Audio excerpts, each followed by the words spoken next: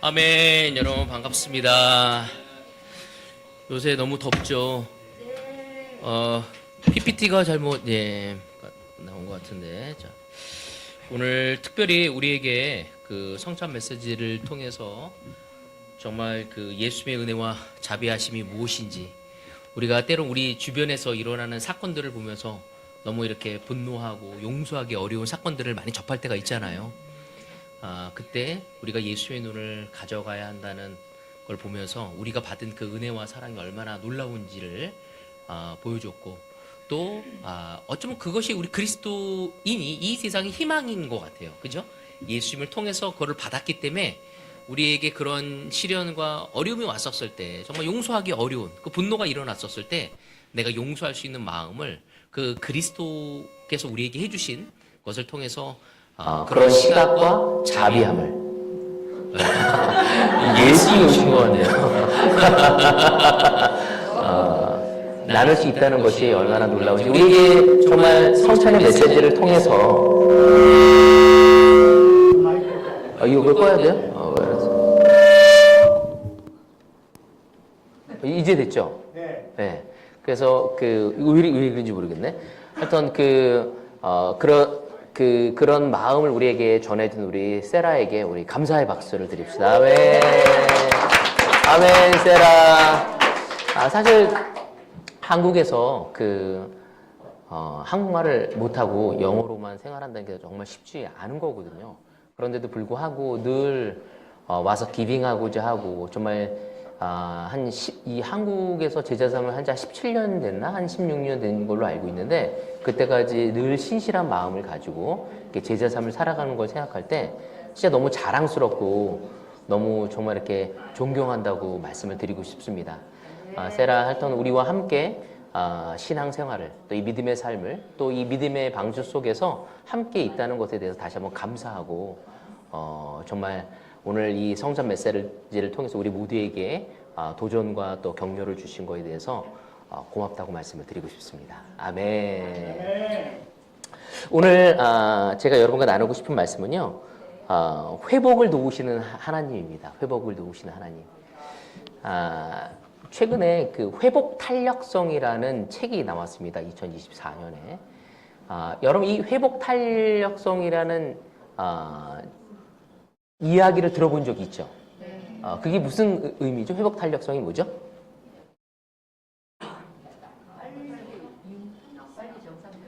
빨리 정상이 되는 거. 맞아요. 어렵고 낙담되고 시련이 왔었을 때 다시 빨리 회복해서 앞으로 나갈 수 있는 힘을 이야기하고 있습니다. 그래서 이 21세기를 살아가는 이 시점에는 우리의 삶에 그러한 것들이 너무 많기 때문에 이 회복 탄력성을 가져가는 것이야말로 이 세상을 이길 수 있는 놀라운 스킬이라고 얘기할 수 있는 거죠. 또 자기를 성숙하게 만들 수 있는 것 중에 하나입니다. 어떤 시련과 아픔과 좌절에 그냥 무너져 버렸었을 때 우리는 우리의 삶 자체를 다시 한번 놀랍게 만들 수 없기 때문에 이 회복 탄력성을 갖는 것이 얼마나 필요한지를 이야기를 하고 있어요. 제가 꽤 오래전에 봤던 건데 세바신가 그 뭐라고 그러죠? 세상을 바꾸는 시간. 맞아. 세상을 바꾸는 시간이라고 해가지고요. 근데 그걸 약자 줄여서 어떻게 해요? 세바시? 예, 세바시군요. 난 세발시라고 하고 왜냐면 발이라고 했더니 세바시고요. 세상을 바꾸는 시간인데, 거기에서 어떤 사업을 하시는 분이 와가지고 엄청난 성공,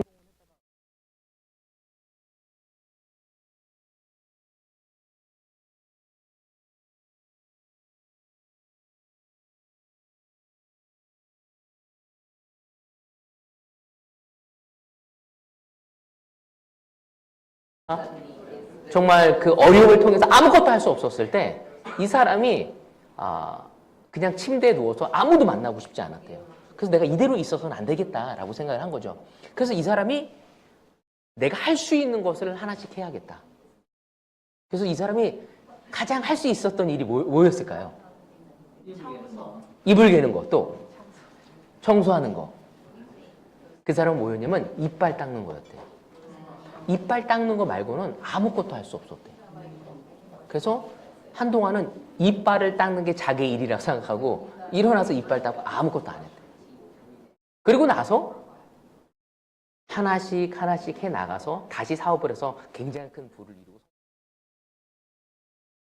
이 이야기가 모든 사람들에게 격려가 됐고 또 자기의 삶을 비춰보면서 나의 삶에 시련이 왔었을 때 좌절이 됐을 때 어려움이 왔었을 때 내가 어떻게 극복해야 할지 그 사람의 삶의 나눔이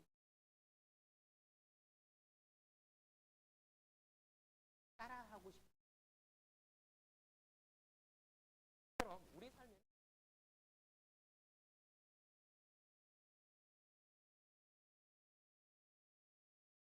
여러분 삶에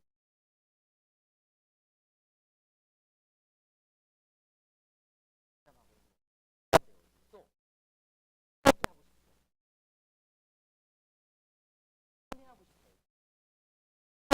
그 말하려는 것이 실패가 됐어. 좌절되고 아무것도 안 하고 싶어. 왜 저에게 이런 어려움이 있습니까?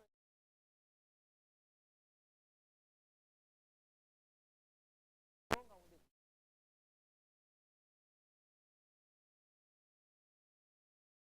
말로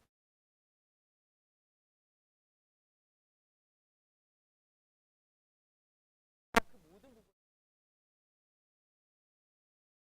하나님이라는 우리는 정말 하나님께 굉장히 은혜를 받은 자리에 앉은 사람. 우리 함께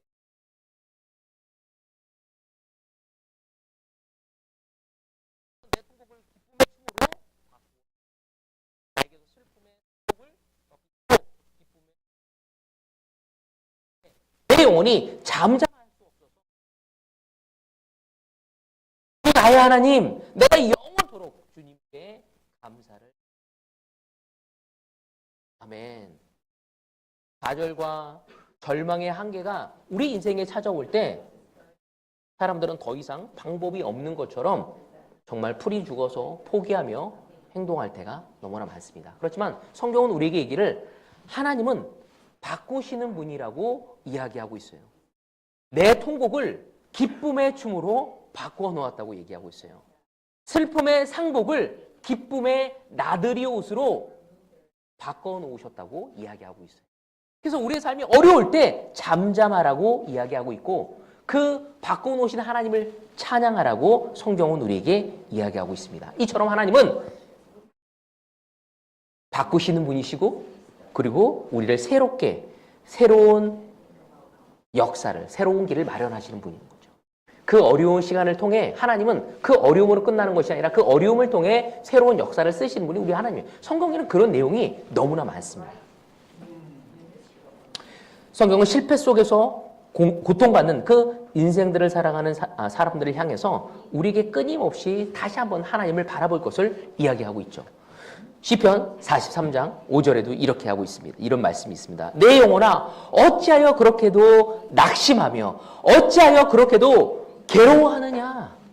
하나님을 기다려라. 이제 내가 나의 구원자 나의 하나님을 또다시 찬양하련다. 저는 이 구절이 저에게 굉장히 큰 울림을 주었습니다. 저는 최근에 좀 마음이 많이 무거웠어. 막 힘차게 또 나가려다가 어떤 무거운 사건들이 근데 참 사탄은 저를 무너뜨리기 위해서 항상 어떤 문제를 줄 때 하나만 주는 게 아니라 이렇게 한번 오면은 계속 소나기로 막 주려고 하는 것 같아요. 최근에 제가 이제 제자 삶을 살아온 지 34년이 지났습니다. 곧 있으면 35년이 됩니다. 근데 제 삶에 있어서 35년 동안 내가 이 교회에서 제자가 되어서 섬겼는데 그 뒤를 바라보면서 어떤 한 사건을 통해서 너무 무너져 있다는 느낌을 제가 받은 거예요. 그래서 너무 마음이 상하더라고. 그리고 너무 슬펐어. 그래서 내가 어떤 형제에게 조언을 구했습니다. 그래서 내가 이런 상한 마음을 내가 어떤 분에게 편지를 좀 쓰겠다고 이야기를 했어. 그랬더니 그분이 쓰지 않는 게 좋을 것 같다 라고 이야기를 하더라고. 근데 어제 다카시한테 또 얘기했더니 다카시 써봤어. 내가 다시 쓰기로 했어.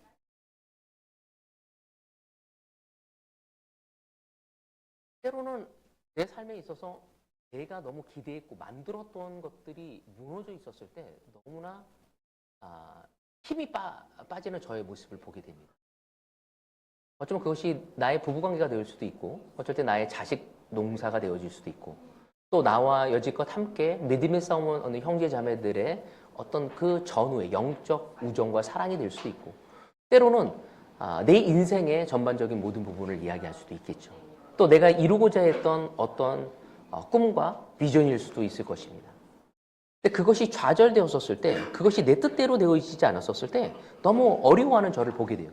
근데 하나님은 이거를 통해서 저에게 주고자 하는 것이 무엇인가를 생각해 봤었을 때 정말로 이루고자 하는 것이 정말 내가 자랑스럽게 여겼던 부분이 하나님이 아닌 다른 것이었었을 때는 하나님은 다시 한번 그 모든 것들을 내려놓게 하시고 하나님의 관점으로 보고 내가 배우고 깨닫기를 원하신다는 생각을 하게 되었습니다. 근데 그것을 보았었을 때 하나님이 주시고자 하는 것을 깨달았을 때 다시 한번 우리는 기쁨을 가져갈 수 있게 되어지는 거죠. 이 세상에서도 하나님을 모르는 사람들도 살아가다가 그 어려움과 좌절에 그냥 무너져서 정말 인생 내내를 불평과 원망과 정말 이렇게 누구를 탓하며 살아가는 사람이 있는 반면에 어떤 사람은 그 어려움이 오히려 그를 더 강하게 만들고 새로운 성공의 길로 인도하는 사람들도 있습니다. 오늘 이 시간 하나님은 이 시편을 통해서 알려주고자 하는 게 뭐냐면 왜 네가 이렇게 낙심하고 괴로워하냐고 너의 구원자는 나고 내가 너에게 새로운 인생을 주고 싶다는 것을 보기를 원하셨던 거죠. 마치 이스라엘 민족이 바로 이방 국가로부터 정말 이렇게 압제를 당하고 고통을 당하고 성전이 무너지고 그들의 자유가 빼앗기면서 성전이 무너진 모습을 보면서 하나님 왜 우리의 삶을 이렇게 만들어 놓으셨습니까? 근데 하나님은 계획이 있으셨거든요.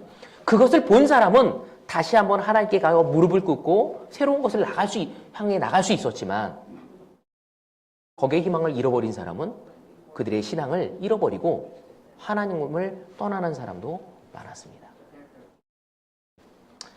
제가 그 기독교사를 공부하다가 313년에 기독교가 공인이 되어지고 4세기 초반에 기독교에는 엄청난 그 기독교인 안에서 싸움이 한번 크게 벌어집니다.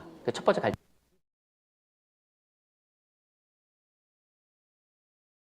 포기한 사람들이 있어요. 타협한 사람들이 있어요. 근데 그들은 죽어가면서도 도망다니면서 정말 포기하지 않고 예수님이 나의 주님이라는 걸 이야기하고 다른 신들을 섬기지 않고 살아온 사람들이 있는데 교회가 공인되고 이제 그들이 다 모이게 된 거예요. 근데 이제 하나님을 찬양하고 놀라워져야 할 그 시점에 그들 안에서 믿음을 타협한 사람들과 함께 모여서 예배를 드리려니까 어려워지기 시작한 거예요. 내가 너희들과 함께 성찬을 할 수 없다 하면서 제자들의 믿음을 갖고 끝까지 믿음을 지켰던 그 제자들이 4세기 때 축복이 주어졌었을 때 등이 시작이 돼요. 엄청난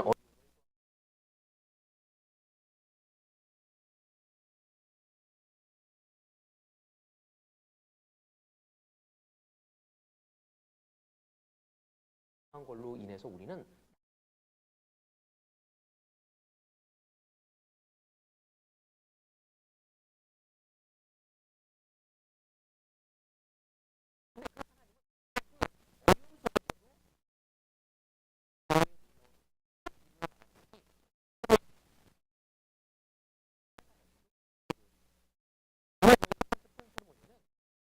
고치시는 은혜를 우리에게 끊임없이 부어주신다는 거예요.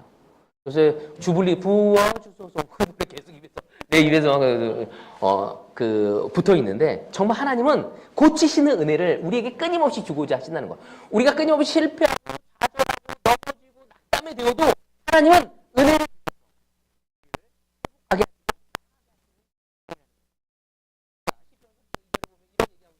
하나님 내가 주님께 울부짖었더니 그럼 우리의 시대는 병든 사회고 병든 세대라고 얘기할 수 있습니다. 너무나 많이 아파하고 있고 괴로워하고 있고 그것을 개혁하고자 수많은 사람들이 들고 일어나지만 그 들고 일어난 그 모임에서 또 다른 아픔이 있고 갈등이 있는 것이 현 시대라는 거죠. 심지어 우리가 하나님을 믿고 따라가는 교회에서조차도 우리는 서로에 대한 신뢰와 믿음을 잃어가는 모습을 보게 되어집니다. 그런 시대에 하나님은 우리에게 뭐라고 얘기하냐면 내가 너희를 고쳐주겠다고 얘기하고 있죠. 바로 내가 너희를 회복시키겠다고 이야기하고 있습니다. 근데 그 회복시키는데 전제 조건이 있어요. 뭐라고 얘기하고 있죠? 맞아요. 내가 주님께 울부짖었더니. 바로 하나님께 우리가 부르짖지 않는다면 하나님은 들어줄 수 없다는 거죠. 하나님은 우리가 넘어지고 고통에 있고 좌절이 되어 있고 힘든 시간이 있었을 때 나에게 너희들이 왔을 때 내가 너희를 고쳐주겠다고 이야기하고 있습니다.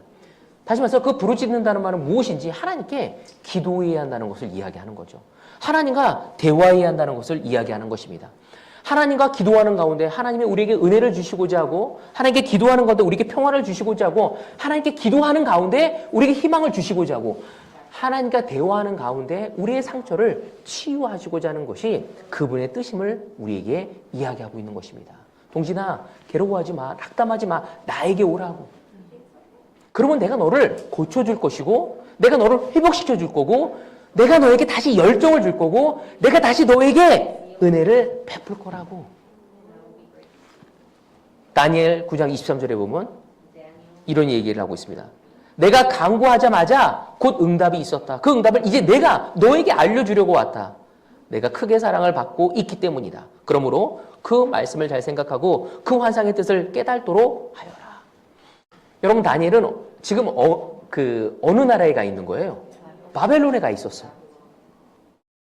하나님에게 선택된 민족이었던 그들이 모든 것이 무너진 채 포로로 잡혀가서 바벨론에 가 있어서 나름대로 열심히 살아왔고 믿음을 지켰는데 또 어려움이 온 거야. 그때 다니엘은 기도했습니다. 그때 응답이 있을 거라고 얘기하고 그 이유는 뭐냐면 내가 크게 사랑을 받고 있기 때문에 내가 너를 사랑하고 있기 때문이라고. 하나님의 사람들이 기도하기 시작할 때 하나님은 응답하실 것이라고 이야기하고 있습니다. 그래서 우리가 해야 할 것이 무엇인지 하나님께 가서 기도하며 그분의 하늘의 것을 우리가 받을 수 있는 기회를 맞이해야 한다는 거죠. 그런데도 불구하고 우리는 때로는 저를 생각해 봤었을 때 하나님께 기도하지 않고 뭔가 내 힘으로, 내 지혜로, 내 능력으로, 내 감정으로 해결하고자 할 때가 너무 많다는 거죠. 그때마다 하나님은 기도하러 갔었을 때 저에게 위로와 격려를 주십니다. 주로 하나님은 어디에 많이 계냐면 낮은 곳에 계십니다. 우리가 비참해지고 어려워지고 낙담되어진 그곳에 우리를 기다리고 있는 거예요. 동진아, 지금 왔니? 내가 너하고 함께 걸어가고 싶었어. 근데 우리는 하나님의 일을 하다가 하나님의 방법으로 나름대로 했다가 뭔가 안 되었을 때 하나님께 삐질 때가 많거든요. 근데 성경은 네가 나보다 너무 빨리 갔다고.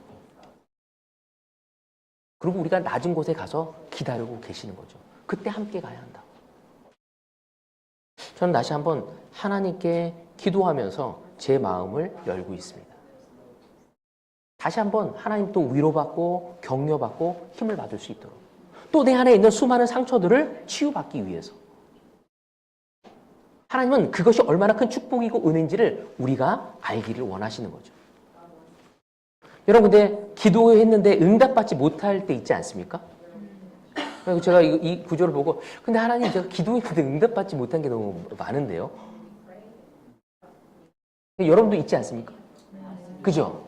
근데 왜 응답받지 못할까요? 응답받지 많이 못 받은 사람이 알 수 있을 것 같아요.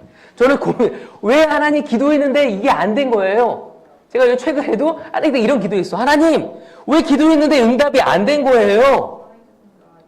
라고 얘기한 적이 있어. 진짜 제가 기도하고 이렇게 해서 이거 잘 될 줄 알았는데 왜 이게 이렇게 된 거죠? 기도를 많이 했다가 실패를 많이 본 우리 김상창이 문제. 왜 그럴까요? 주님의 때가 있고 그 시간을 통해서 그러니까 하나님 너무 크시니까 네. 생각보다 그래서 그 안에 뭔가가 하나님 어떤 섭리가 있는데 그거를 저는 좀 조급하고 이런 크게 봐야 돼. 내가 짧게 봐서 그런 것 같다. 오케이. 또 가장 기도를 많이 했는데 응답을 못 받은 우리 임태화 형제. 제일 많이 응답을 못 받았을 것 같아요. 살면서. 저는 많이 받은 것 같아요. 그래요? 나는 우리 가운데 제일 많이 못 받은 사람이 저라고 생각하고 그 다음에 대국교회에서 세례받은 사람은 태화라고 생각했어요. 왜냐면 오래될수록 기도를 많이 하잖아. 근데 응답을 받지 못할 때도 많아. 많이 한 사람일수록 많이 못 받을 때도 있거든요. 근데 성경은 답을 주고 있었어. 그래서 제가 이 답을 보면서 격려가 되었습니다. 우리 같이 보도록 합시다. 야고보서 4장 3절입니다. 구하여도 얻지 못하는 것은 자기 쾌락을 누리는 데에 쓰려고 잘못 구하기 때문입니다. 처음에는 이것이 저에게 사용되어 있는 구절이라고 저는 읽지 않았어요. 근데 계속 묵상해서 구하여도 얻지 못하는 것은 자기 쾌락에 누리는데 쓰려고 잘못 구하기 때문이라고. 하나님, 제가 이 교회가 잘 되라는 것이 제 쾌락입니까? 하나님, 재욱이가 좀 성장해 시켜달라는 것이 제 쾌락입니까? 하나님, 제 아들이 제자가 되어가는 것이 제 쾌락입니까? 하나님, 이 교회 수많은 사람이 영원히 구원받게 해달라는 것이 제 쾌락입니까? 하나님, 이 교회가 좀 더 서로를 사랑하고 아끼고 갈 수 있도록 하는 게 제 쾌락입니까?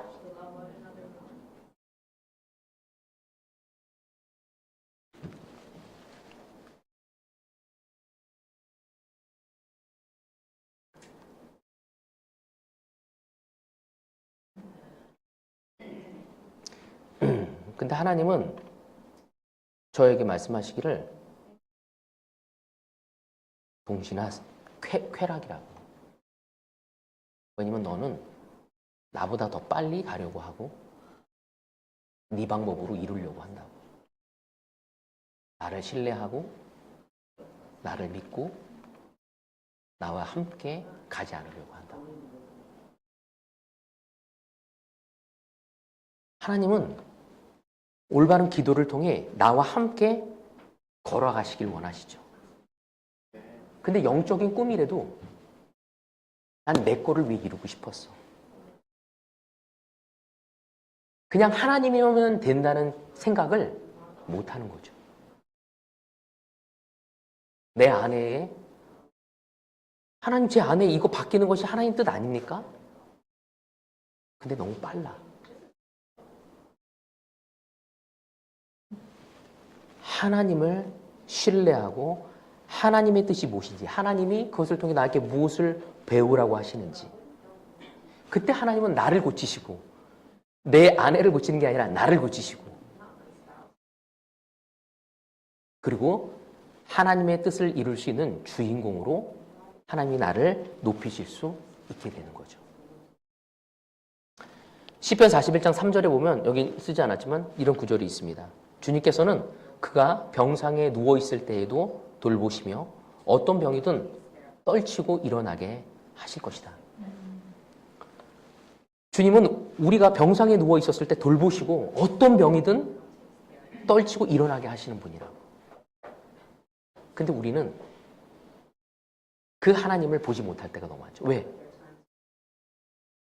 하나님의 시간대보다는 내 시간대가 중요하기 때문에. 우리 아이들이 그러잖아요. 사춘기 때 어른이 됐다고 생각하거든요. 빨리 하고 싶어 해요. 술도 빨리 먹고 싶어 하고요. 담배도 빨리 피고 싶어 하고요. 엄마 아빠 지장받지 않고 마음대로 하고 싶어 해요. 그래서 구속하지 말라고 얘기해요. 그때 우리가 안타깝잖아요. 네가 이 시간이 얼마나 축복받은 시간이지. 근데 우리 아이들은 그거 못 느끼거든요. 어쩌면 하나님은 우리보다 더 큰 그림을 가지시고 네가 이 길이 너무 어렵기 때문에 나의 손을 잡고 가야 한다고. 그리고 나와 대화하면서 갈 때 그때 내 기쁨과 내 평안과 내 자유함이 너를 채울 수 있다고. 여러분, 오늘 시간 우리의 하나님은 회복시키고 고치시는 분이십니다.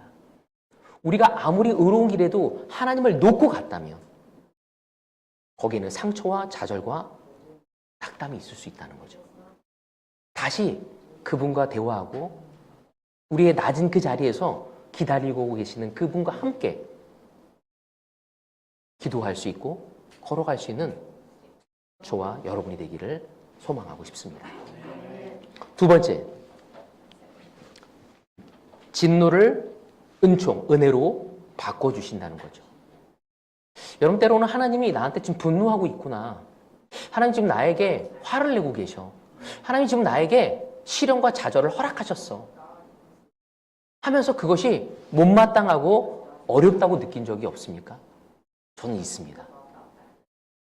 항상 어려움이 왔었어요. 제가 그런 어려움이 있는데 요 며칠 전에 저희 어머니가 알츠하이머 걸렸다고 말씀드렸잖아요. 그것도 힘든데 요 며칠 전에 또 어머니가 계속 기침을 하시는 거야. 그래서 여동생이 너무 힘들어하는 거예요. 이거 설교 나가면 여동생이 힘들어하겠다. 그래서 이거 안 들어야 할 텐데 가끔 듣길래. 근데 힘들어해가지고 왜냐면 이게 또 돈을 써야 하잖아요. 그러니까 동생들은 힘든 거야 이게. 아픈 것도 힘든데 돈이 드는 것도 힘든 거죠. 그래서 그래도 어떡하냐 MRI 가서 찍어봤으면 좋겠다 그래서 병원에 가서 MRI를 찍었는데 병원에서 전혀 생각지도 못한 건 또 얘기를 들은 거예요. 어머님의 폐가 자꾸 섬유질로 바뀌고 있대요. 그래서 시간이 가서 나중에는 숨을 못 쉬어서 돌아가실 것 같다고. 그러니까 여동생이 또 너무 힘들었던 거죠. 근데 병원에서 어떻게 했으면 좋겠냐 했더니 약을 먹으면은 고칠 수 있는 거는 아니고 조금 늦게 가게 할 수는 있는데 그 약이 굉장히 독하대요. 근데 그 알츠하이머 약도 독하기 때문에 그러니까 고려대학 병원에 가니까 이제 한 병원을 다니까 그 환자가 뭘 먹는지 다 뜨더라고요. 그러니까 그걸 다 보시더니 이 두 약을 다 먹으면 어머님이 너무나 힘드실 거라고. 그래서 그냥 지켜보면서 천천히 진행되기를 바랄 수밖에 없다. 아무것도 할 게 없다는 거죠. 그래서 너무 마음이 무거웠어요. 근데 어머님이 아픈 게 한두 군데가 아닌 거야, 지금 보니까. 어머니 대장 쪽에도 문제가 너무 크시고, 폐에도 문제가 있으시고, 알츠하이머에도 계시고, 또 신장에도 문제가 있고. 그러니까 동생들은 그러한 어머니를 자기가 얼마나 돌본지 어려운지를 나한테 호소하고 싶은 거죠. 그래서 저는 위로해 줄 수밖에 없었고, 제가 할 수 있는 게 많지가 않잖아요. 그래서 그때 기도하면서 하나님, 제가 할 수 있는 것만 하겠습니다. 라고 기도하고 가기로 결정했습니다. 그때 제 느낌이 딱 뭐였냐면 하나님이 나에게 뭘 분노하시나? 왜 어려움을 계속 주시지? 이런 생각이 저에게 좀 들었어요. 그리고 좀 억울하고 좀 이렇게 답답한 마음이 들었어요. 하지만 우리의 하나님은 바꾸시는 하나님이세요. 가만히 생각해 보니까 하나님은 정말 바꾸고 계셨어. 그런 어려움도 있지만 은혜도 주셨거든요. 제 남동생이 저에게 이런 얘기를 하더라고요. 그 이야기를 하면서 형 어머님이 이제 오래 살지도 못하실 것 같고 또 우리를 기억할 날도 얼마 남지 않았으니 내가 빨리 성역 공부를 해서 어머니가 원하는 소원을 이루는 것이 좋지 않겠냐고 그 동생이 얘기하더라고요. 그래서 제가 정도현 목사님하고 우리 박항시 목사한테 연락을 했고 같이 연결해서 성역 공부를 아마 잡을 예정입니다. 어떻게 보면 하나님은 그 어려운 시간을 통해서도 또 놀라운 역사를 이루시려고 하는 모습을 저에게 격려를 주고자 하신다는 모습을 볼 수 있었습니다. 여러분 때는 우리에게 주어지는 어려움 또한 하나님의 분노라고 생각하는 이 모든 것은 단지 훈련의 시간이고 그 훈련의 시간을 통해 우리의 믿음을 테스트하는 거죠. 우리가 어디 있는지. 마치 욥처럼 하나님은 우리를 도우고자 하는 거예요. 그 어려움을 통해 우리를 단련시키고 더 놀랍게 나가게 하기 위한 시간이라는 것입니다.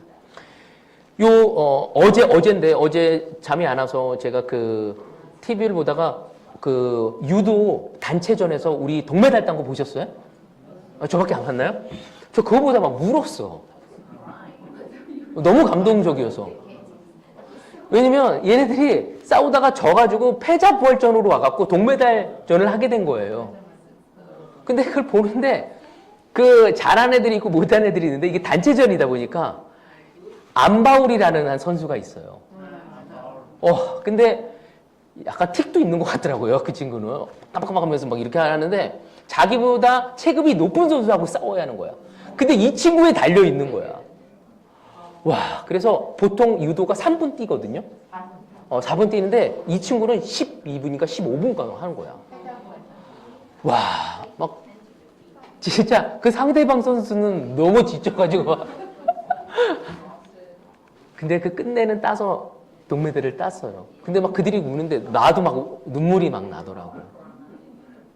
근데 제가 그걸 보면서 뭘 느꼈냐면 정말 내가 저 선수가 동메달 따기 위해서 저렇게 진짜 자기보다 체력 높은 사람 같은 급하고 해도 막 진짜 완전 진을 빼는데 그 모습을 보면서 진짜 너무 감동이 됐는데 여러분 가끔마다 힘센 장사들을 보면요.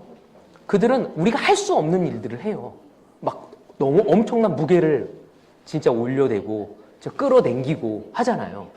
그리고 막 인내하면서 진짜 시합을 견딜 수 있고. 근데 그렇게 할 수 있었던 건 그들이 훈련을 했기 때문이에요. 훈련을 하지 않으면 결코 그런 무게를 들 수도 없고 당길 수도 없고 견딜 수도 없습니다. 하나님은 우리를 훈련하기를 원하시죠. 그 힘센 사람과 일반 사람의 차이는 뭐냐면 훈련의 차이예요. 제가 우리 안에서도 볼 수 있는 게 뭐냐면 우리 태화 형제 봐요. 몸무게 몇 킬로 쪘다고 그랬죠? 몸무게 몇 킬로 불었죠? 10킬로. 근데 별로 이렇게 쪄 보이지 않잖아요. 그래서 이제 무게 치는 거 보면 많이 무거운 거 올리거든요. 그래서 태화가 저한테 운동하기 전에 자기 모습을 사진 찍은 거를 보여주고 보더니 형도 이렇게 될 수 있어요. 나한테 알려줬거든. 근데 보기는 좋지만 그걸 이루기까지는 태화가 타협하지 않고 계속 운동을 했기 때문에 10kg가 배로 가거나 보기 흉하게 가는 것이 아니라 좋은 쉐입을 만들고 건강한 몸을 가질 수 있게 한 거였거든요. 여러분 이처럼 하나님은 그 진노의 시간, 어려운 시간, 믿음을 테스트하는 시간을 통해 우리를 더 놀랍게 만들고 싶어 하시는 것입니다. 모든 장애물은 하나님이 우리를 넘어뜨리고 우리가 진짜 진을 빼가지고 그냥 나가 동그라지기를 원하시는 것이 아니라 오히려 그것을 넘어서서 더 훈련되어져서 더 놀라운 축복과 은혜를 감당할 수 있는 우리가 되어지기를 원하시는 거죠. 그래서 저는 이 말씀을 준비하면서 하나님한테 새로운 기대와 꿈을 갖게 되었어요. 하나님이 계속 이렇게 하는 건 나를 더 강하게 해서 더 하나님의 축복과 은혜를 감당할 수 있도록 만들려고 하는 거다. 여러분 대기업에 있는 자녀들 보면 서로 경쟁시키면서 막 하잖아요. 영적이진 않지만은 왜? 그러한 돈과 사업을 움직일 수 있는 힘을 키우기 위한 것이거든요. 오늘 하나님은 우리에게 그 훈련을 통해서 하나님의 사람으로 하나님의 일을 하고 하나님의 뜻을 이루어가기를 원하시는 것입니다.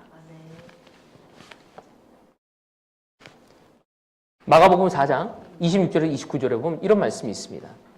저에게 굉장히 큰 격려가 되었는데 예수께서 또 말씀하셨다. 하나님 나라는 이렇게 비유할 수 있다. 어떤 사람이 땅에 씨를 뿌려놓고 밤낮 자고 일어나고 하는 사이에 그 씨에 싹이 나고 자라지만 그 사람은 어떻게 그렇게 되는지를 알지 못한다. 땅이 저절로 열매를 맺게 하는데 처음에는 싹이 나고 그 다음에는 이삭을 내고 그 다음에는 이삭의 알찬 나라를 낸다. 열매가 익으면 곧 낫을 댄다. 추수할 때가 왔기 때문이다. 이 말씀이 제가 이제 그 설교를 준비하는 가운데 이렇게 딱 떠올렸던 게 뭐였냐면 바로 이거였어요. 어떤 사람이 땅에 씨를 뿌려놓고 밤낮 자고 일어나고 하는 사이에 그 씨가 싹이 나고 자란다요. 우리는 하나님 안에서 미래가 어떻게 될지 모르지만 지금 우리에게 주어진 것을 주님을 신뢰하고 한 걸음 한 걸음 걸어갔었을 때 하나님은 거기에서 싹을 틔우게 하고 이삭을 내게 하고 그 다음에 나달을 내게 해서 열매를 거두게 하시는 분이 우리 하나님입니다. 우리가 열매를 맺게 할 수 없다는 거죠. 우리가 싹을 나게 할 수 없다는 거죠. 우리는 단지 하나님을 믿고 그분과 걸어가며 기도하고 말씀에 포커스한 대로 우리가 훈련받아 나아가려고 할 때 하나님은 하나님의 때에 변화시켜 주시고 격려해 주고 축복을 주는 것입니다. 여러분 하나님과 걸어가며 기다리는 것은 결코 수동적인 것이 아닙니다. 능동적인 기다림입니다. 하나님의 사람은 그 능동적인 기다림을 통해 하나님의 뜻을 이루어가는 것입니다. 여러분 그것을 잃어버렸었을 때 우리가 훈련받지 않고 훈련이라고 보고 하나님께 가지 않는다면 우리는 늘 불평과 원망으로 쌓인 우리를 볼 수밖에 없을 것입니다. 그렇지만 다시 한번 우리가 하나님께 가고 그 훈련을 달게 받을 때 우리의 삶의 감사와 기쁨이 우리를 움직일 수 있게 될 것입니다. 형제자매 여러분, 우리의 하나님이 어떤 하나님이라고요? 바꾸시는 하나님이에요. 저는 그 바꾸시는 하나님을 기대할 겁니다. 내 삶에서, 내 주변에서, 내 인생의 전반에 있어서 끊임없는 바꾸시는 그 하나님의 놀라운 역사를 제 삶에서 보여서 그분께 영광을 돌리고 제 삶 또한 너무 기쁘고 감사하고 은혜가 넘치는 오늘 세라가 이야기 나눈 것처럼 정말 쉽게 우리가 분노할 수 있고 정말 이렇게 인내하기 어려운 것들 또한 예수님을 바라보면서 내가 어떻게 용서받았지? 내가 어떻게 사랑받았지를 갖고 내가 내 주변 사람들에게 그 하나님의 것을 나누어주는 그 삶을 걸어갈 때 이 세상은 저를 통해 하나님의 뜻을 이루어 가실 거라고 믿습니다. 우리 이곳에 있는 우리 형제 자매들 여러분들 또한 저와 함께 그 바꾸시는 하나님을 생각하며 그 은혜를 경험하고 그리고 그분께 찬양과 영광을 돌릴 수 있는 우리 모두가 되어지길 바라면서 말씀을 여기서 마치도록 하겠습니다.